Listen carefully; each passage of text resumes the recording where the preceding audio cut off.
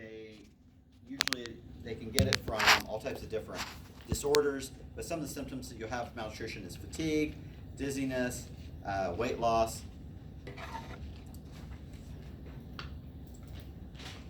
These people may need parental nutrition if they're not intaking enough. Some people just refuse to eat, and they're not going to eat, and then they won't let us put the tube down. Or maybe they can't digest the food.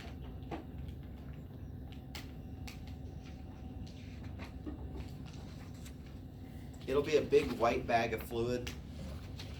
It has protein in it, carbs, lipids, vitamins. Now the pharmacy will make these. They make them under a hood, and they put all this into this bag, and that's what's part of the reason of the cost so much. We usually give 1 bag per day. The doctor and the pharmacy will usually identify which one that they can use, whether it's parental or TPN. They will look at, you want to monitor signs and symptoms of hypoglycemia or hyperglycemia. So there again, we're going to check their glucose every 4 hours.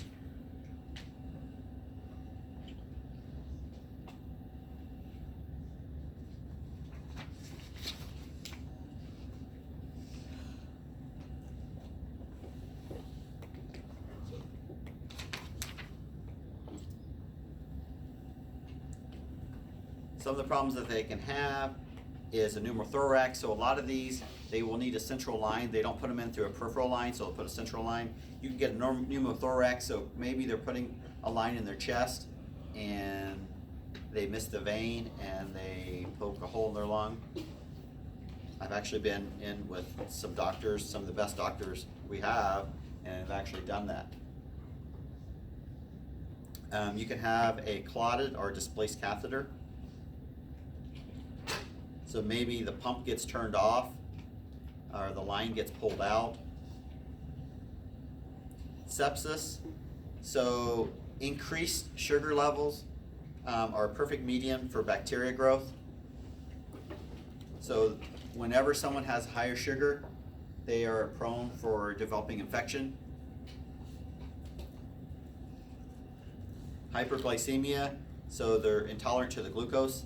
So the sugar levels just keep going up and up. So if you have someone that's on TPN, we'll be checking their glucose with a glucometer every 4 hours, and then they may even need insulin. And they're like, well, I'm not a diabetic. And then you just have to tell them it's from the glucose in the TPN that's causing that, and usually the insulin is temporary. There is a condition called rebound hypoglycemia. This does happen all the time. So, there's all this glucose in it. We're just pumping glucose and glucose and glucose. So then their body is producing all this insulin to try to deal with that. So the insulin's just pouring out of your pancreas, trying to deal with this to keep it normal. And then all of a sudden, for some reason or another, you didn't order a new bag or the bag didn't come, your bag runs dry. And there's no more glucose going in. But it takes a little time for the pancreas to recognize that, and it's still going, okay, insulin, insulin, insulin, and then your body tanks your blood sugar. So the feeding stopped abruptly. You get weak, tremors, headache, diaphoresis, all signs and symptoms of hypoglycemia. So it's called rebound hypoglycemia? Rebound hypoglycemia. So if that happens, we just grab a bag of D10 dextrose. You don't need to know this for a test, but on your unit with the IV fluids, we'll have different solutions of high concentrations of sugar, and we will just go grab one of those and hang it up there until you can get your new bag. Also, fluid overload. If you get like a heart failure patient, someone who can't tolerate the fluids, you might have to stop that infusion.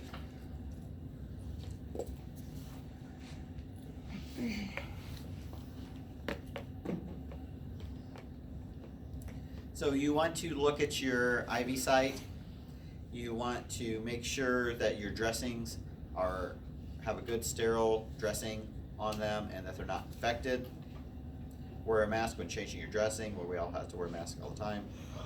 always assess that site because they can get infected. So it's quite easy, and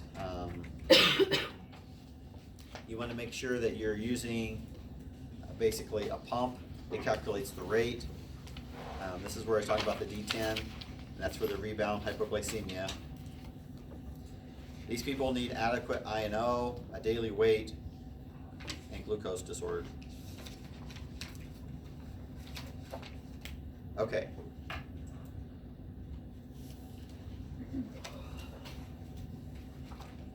So let's take like a 10-minute break, and then we'll come back, okay?